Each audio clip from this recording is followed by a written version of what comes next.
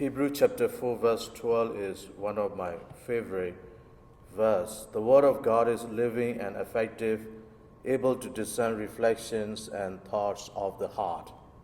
The power of the word of God.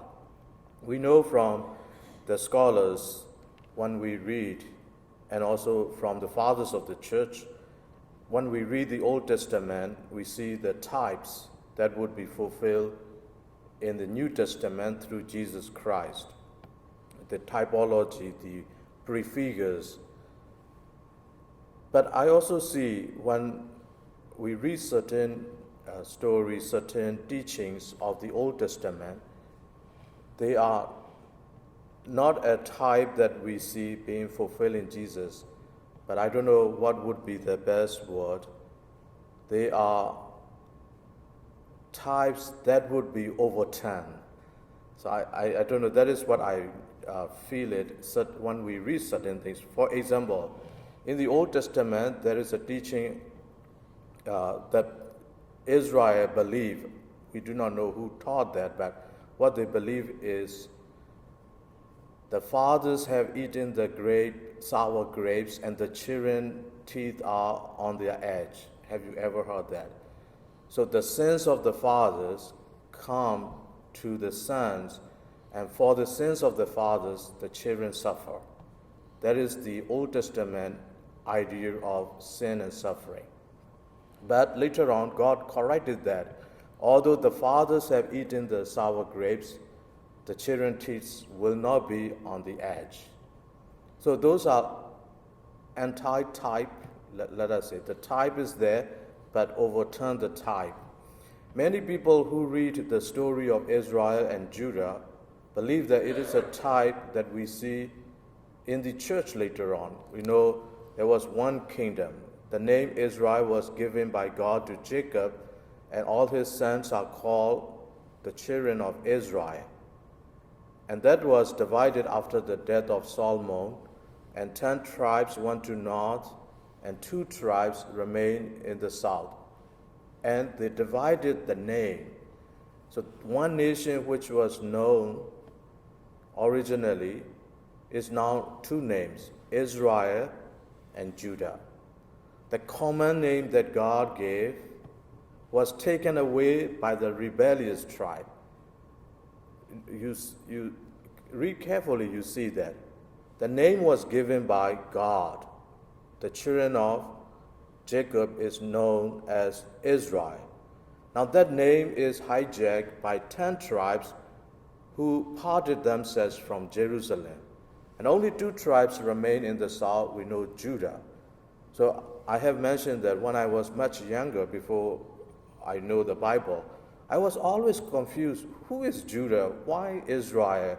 Who is Jacob? All these names are so confusing, but they're the same thing, but being divided. And look at in our own church what happened. From the New Testament, we know in Antioch, those who followed the way, which is the way of Jesus, are called Christians. We all are called Christians. When Martin Luther broke away, the name Christian is taken by them, and now we have to call ourselves Catholics. If we say we Christian, we feel very uncomfortable. We Christians, but we are different.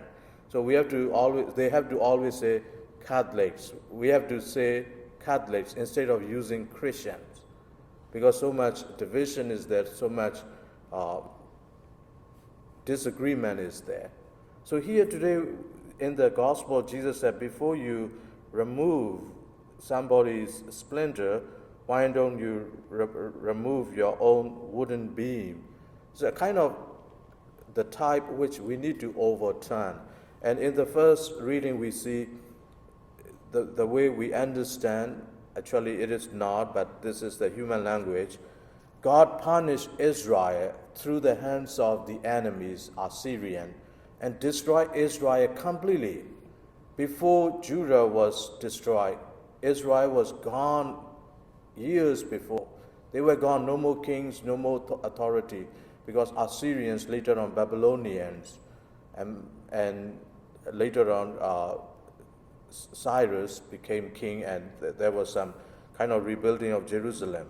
But we see that interpretation is the fathers have eaten grapes, sour grapes, and the teeth of the children are on the edge, and kind of punished because of the evil done in Israel by the kings and the people.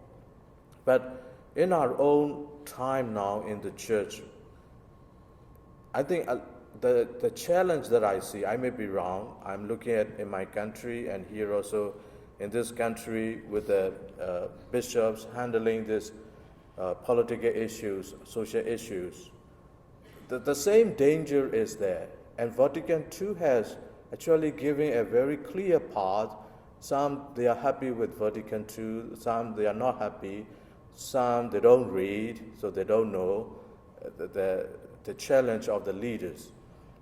Gaudian aspects, the church in the modern world clearly show us that there are political issues, there are social issues, there are racial issues, economic issues.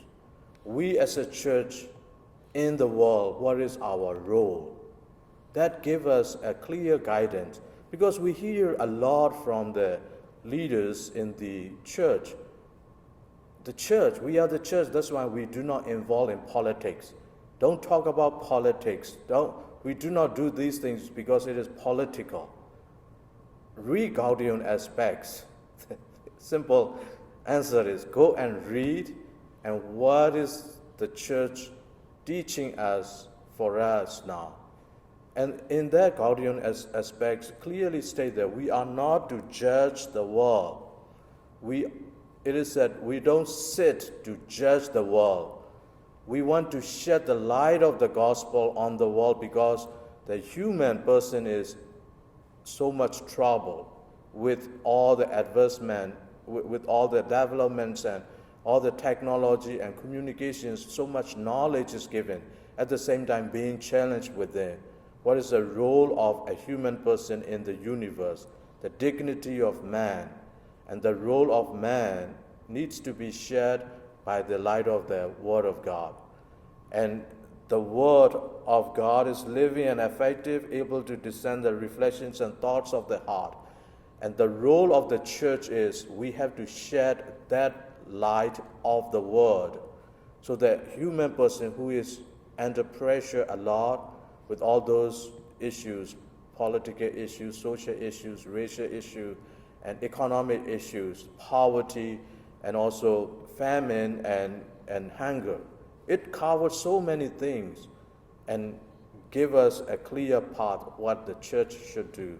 And today, we do not judge, but every time we see something is not right, instead of getting frustrated or complaining or angry, we have to always ask ourselves, what can I do? At least we can pray, or at least we can do some sacrifices or modifications or fasting.